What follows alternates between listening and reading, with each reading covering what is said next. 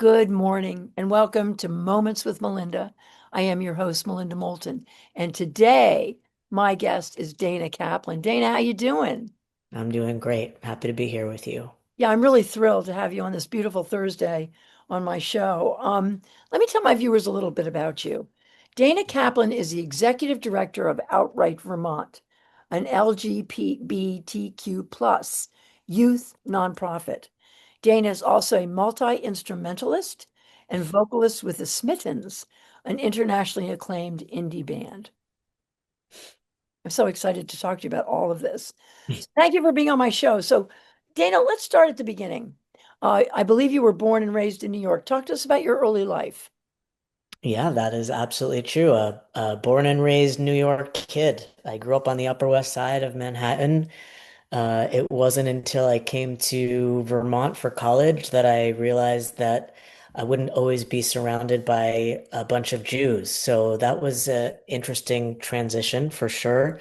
I grew up with Riverside Park as my playground, and I feel like I learned so much about what it meant to be myself and to navigate difference and to begin to really understand the ways that this world is not built for all of us to succeed, right? I grew up taking the number 5 bus up Riverside Avenue to my elementary school, and I learned a lot about being independent and how to navigate the streets of New York in ways that have felt really formative for me. I have a incredible family. I have a twin brother and a sister who's 5 years older. And just, yeah, I think from the very start have been deeply impacted by the importance of family, the importance of being involved in your community, in your neighborhood, in your school, in giving back. Yeah, when I think back on my childhood, I have really, really fond memories. I played a lot of sports. I was at the time the only girl on the West Side Little League baseball team, and I really kind of wowed the team this one time when it was during tryouts actually, and I caught this really, really out there fly ball, and they were sort of like, "Oh, you should play in the majors," and I didn't want to. I remember as a kid, like 8-year-old me was like, I'd rather be really good at something and be one of the best than kind of be not so good. I don't know what that says about, uh, I don't know, early cultural values, but that's a little bit, Melinda. Well, thank you so much for sharing that. That's so intriguing. And New York is the greatest city in the world. So for you to When grow you up grow there, up in New York, you certainly think that that's true. well, I grew up right outside of New York, but I think most people around the world probably would think that about New York. So, I want to ask you, who do you believe had the greatest influence on your trajectory through life? Wow, that's a big question. Maybe I should have gotten these questions ahead of time, Melinda. Oh, I love No, that. I never do that because I love spontaneity. And I know Yeah. that you're somebody who can give that. So I know you have the answer for this. Well, sure. I have multiple answers. I think that um ask it to me one more time. Who do you believe had the greatest influence on your Mm. trajectory through life? And the trajectory, I mean, that trajectory continues, Continues, obviously. but You know? obviously there was somebody who gave you this passion for what you've done in your life, right? Yeah, I mean, I do think that my family has played a huge role. I think that um my cultural upbringing as a Jew has been really impactful for me in terms of understanding the importance of mitzvah and of giving back, the importance of asking big questions about why we're here and what we're doing and how to make meaning. So I would say that that's really important. When I came to the University of Vermont, maybe we'll talk about this in a little while. That was really the first time that I started to understand my queer identity and opportunities for myself within the queer community. And so there are definitely a couple of professors along the way that have had a real impact on seeing that a future is possible within a different family structure. Um, those are some things that come to Fantastic. mind. Nobody in particular, but just all of it. So you were a big Fish fan, uh, which I believe is what kind of brought you to Burlington to tour colleges. Am I correct on that? Yes, my face might be getting a little bit I red. love your blushing. I definitely was a big Fish fan. I think I really just enjoyed kind of the culture of what happened at those shows, and I love to travel, and it became a way, music has sort of continued to be, but was a real way for me um to travel around and to see a bunch of shows. And, obviously, given Fish's history in Vermont, I was excited to come up here. And when I toured the University of Vermont, I did make it a point to drive past Nectar's on Main Street, um, and thought that that was pretty cool. And now they're closed. That's right. That's a That's right. real 360. So once you came up, you're a Fish fan, you came to Burlington, you went down to Nectar's, you chose the University of Vermont, I right? did. You did. Yeah. It was, I applied early, actually. It was the first time that I understood social work as a profession. I had always been involved, I had run a bunch of clubs in my high school, um, delivering meals to people homebound with AIDS.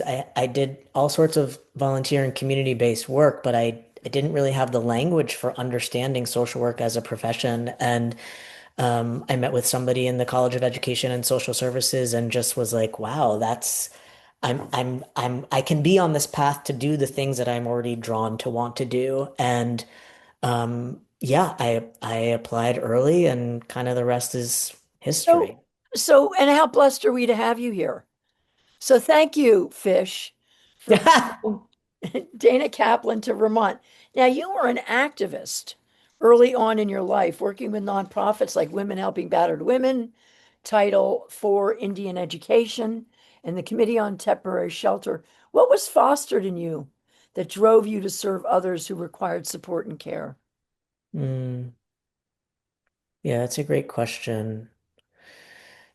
I think, I mean, kind of as I've spoken to already, I think that I have just always been kind of deeply drawn to people and curious about what makes our lives meaningful and what allows people to succeed. And I think growing up in New York City, my best friend grew up in Harlem, and I remember going to visit her house and really having this kind of deep understanding that like we don't all have the same access. We don't all live in apartments where we get to have our own bedrooms, and the ways that we are perceived and the color of our skin and what resources we have, like that, all of that matters, and impacts our opportunities to thrive. And so I just have always wanted to um, yeah, have a part in connecting with people, and where I can kind of be a bridge to new opportunities and something different. And whether that was, working at COTS or working with children who had witnessed forms of domestic violence. It's always been about connecting with people. And lifting them up and lifting Yeah. them up. And so Dana, you came out as gay, and then 10 years later as trans. Talk to us about this time in your life and how it impacted and inspired you. Mm. Yeah, I came out as queer. My twin brother is gay, and he came out and kind of paved the way early in college. And I think, I was always a good middle child and socialized in a way that was very much about people pleasing. And so I think I was always kind of like, what does everybody else need? Oh, And yeah, that's a little heartbreaking, right? no, I think it's no, I think it's admirable. It's both, right? Admirable. It's a blessing and a curse in different ways, as most of our character traits are. And I got to a point where I was like, there's something else that I need to pursue. And I mean, actually, the story goes that I studied in Australia during my junior year of college, and that was the first time that I kissed a girl. I had to go as far away as possible to go and have that experience. And at the time you were a girl, At the time, I knew myself as, yeah, uh, and you kissed a yeah. girl for the first time. Okay. That's right. That's right. And it was, it was at that time very much about who I was or wasn't attracted to, and less about my own sense of my identity and my gender. But I would go to the Translating Identity Conference that's held at UVM each year.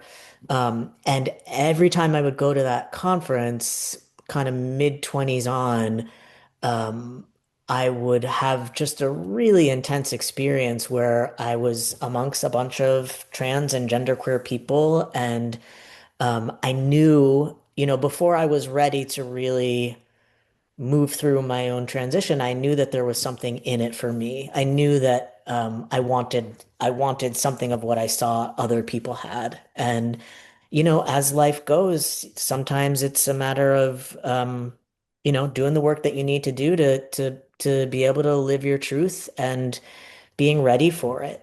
Sometimes our timing isn't right, and we need to wait. We need to work things out a little bit. And so um, yeah, I think once I really understood, like, this is not going to go away. This is not changing. I need to really honor, honor what is going on inside me, and people will come around and support me. And I went through a process of coming out to myself, and then my closest people, my family, and yeah, taking the steps that I've needed to take along the way.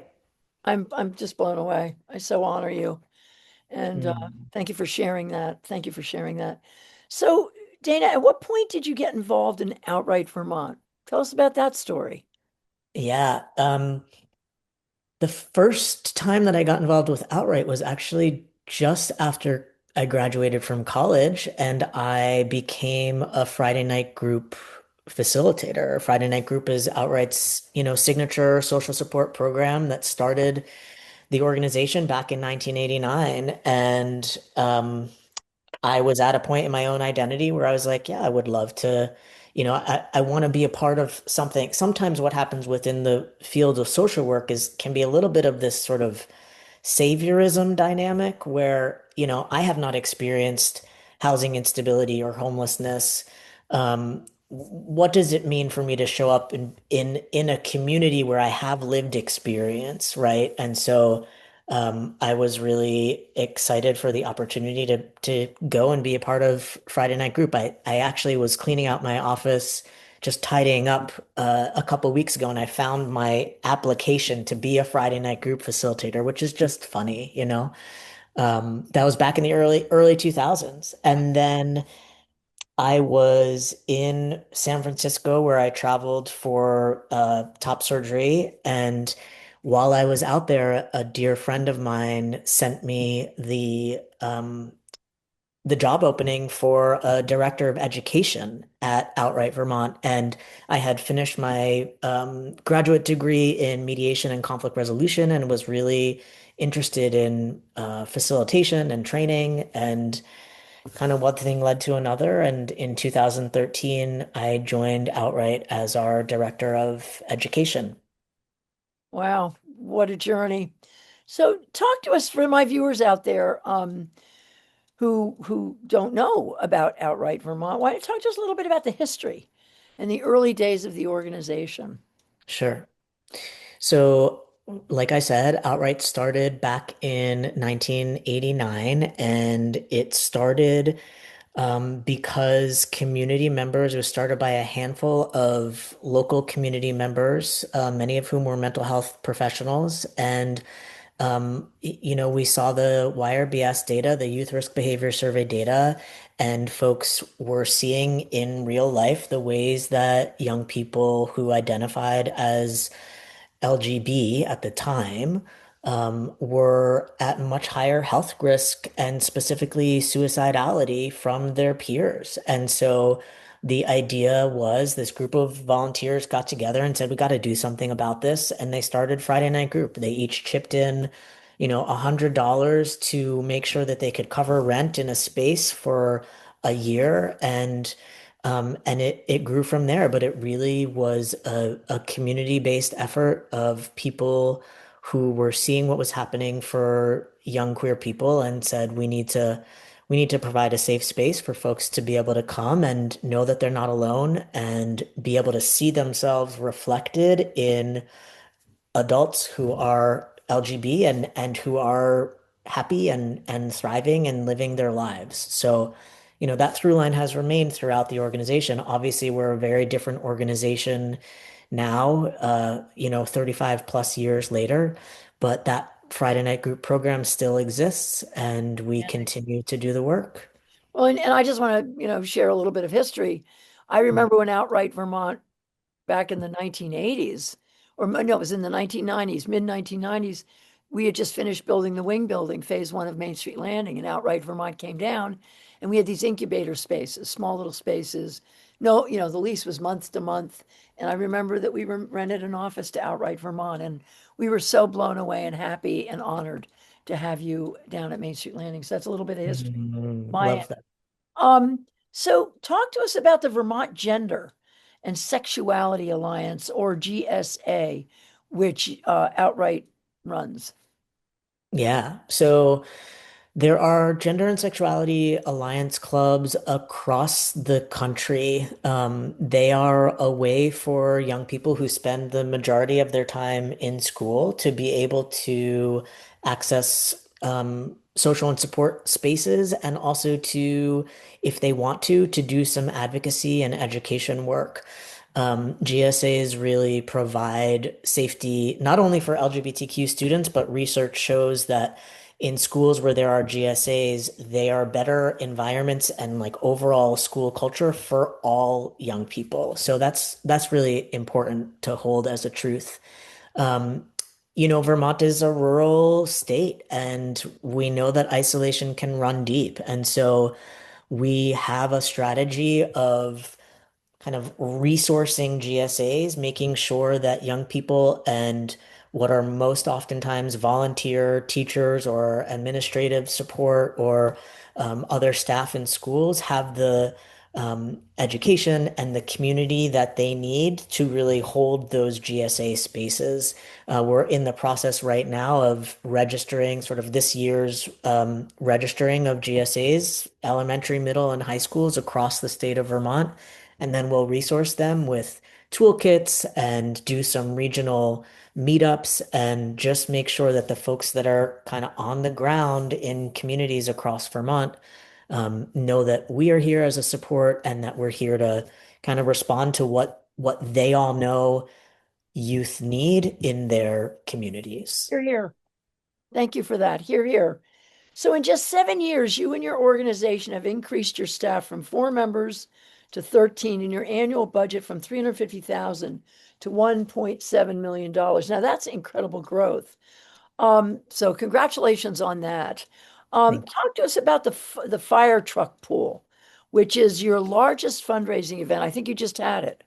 We will have it, Okay. depending on when this show's airing. We have it on September 27th. So Saturday, September 27th. And it will, in fact, be our final fire truck pull. So it will be the 20th year of that event. And it is an incredible fundraiser. It's an opportunity for people to come together and do something that we could never do on our own. So the metaphor there is really important. And it's an opportunity to kind of come together and really queer up Church Street, right? People dress up in outfits and there's a Love it. DJ and an MC, and we just really spread joy on Church Street and and raise a bunch of money for Outright's overall mission. So it's Fantastic. So for my viewers on September 28th, go on down to Church Street and participate in the fire truck pool by Outright Vermont. Now, we realize, and I realize certainly, that there has been tremendous painful cruelty emanating from the Trump administration against our LGBTQ plus population. And it is truly horrific and frightening. So how do you support your community and help them to stay positive and feel safe? yeah, thanks. That's such an important question and such a deep need that has always been there, and it has only just been so exacerbated over the last couple of years, specifically given the ways this administration is targeting LGBTQ youth and specifically trans youth. Um, I think it's really important, especially when you're working with young people, to be honest and to be real, you know? Young people are seeing the news and understand what's going on. And so I think part of being able to live a life where you have hope is to understand what's real and true, and then to also be able to see what's possible. Our staff all have lived experience as LGBTQ, BIPOC identified folks with different abilities, right? And so sometimes just by being ourselves and by being out and visible, that's a really important way for folks to see, oh, I can be myself too. I can have a family and I can choose the pronouns that work best for me. And that's part of it. I think that we get so much hope from being in community with each other. So much of what we do is about making sure that young people know that they're not alone. Um, when you grow up LGBTQ, there can be so much violence and discrimination and bullying, and so part of what we do is help people to kind of reclaim the parts of their identity as a superpower. Like, it's incredible for you to get to be your full self. Don't we all benefit when we all can show up and be exactly who we are? Absolutely.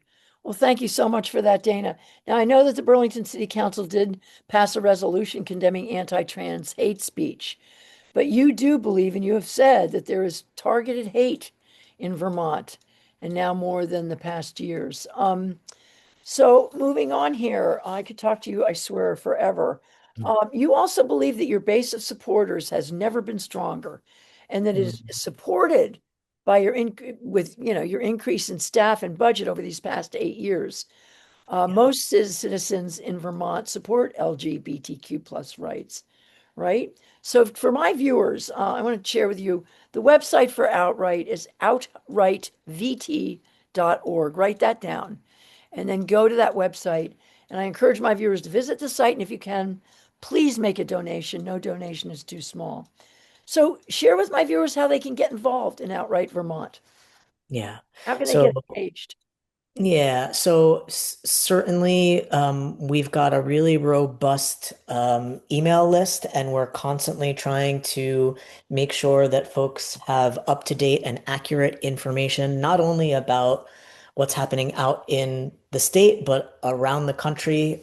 So we're doing a lot of kind of know your rights sessions and the creation of different toolkits and FAQs for people, just because there's so much misinformation that's flying around right now. Knowledge is power, and so we want to make sure that youth and families and the folks that support them, community members, have accurate information. So on our website, there's a way for folks to sign up for our newsletter. That's a great way to stay engaged. Given this political moment, we are also really expanding our volunteer base. And so there's a way for folks to get involved, and we can have a conversation and say, what is it that you like to do? And is there a need for that here? Whether that's tabling an event or coming into the office and helping with some filing, we've had a real influx of folks that are saying, I want to be a part of the work that's happening. I want to make sure that LGBTQ youth in Vermont and beyond know that I'm here and I'm an ally and that there's support. And that's a really, really wonderful thing. And then obviously, there's again, because of the lack of real and helpful information that is flying out there. I think it's really important for folks to kind of do some of their own inquiry and digging into what are my biases and what do I need to learn about a little bit more in order to show up for the people in my community. So I think some self-awareness and self-reflection is always really, really important. And then, like you said, Melinda, as a nonprofit organization, we rely on the investment of our community to help us sustain ourselves. And this is a moment where we need to absolutely continue to be bold, that we are not going away, we are not shrinking, we are going to be sustainable and mighty and here for at least the next 35 years. You're going to be around forever. Um, but I want to talk a little real quickly. We only have a few minutes left.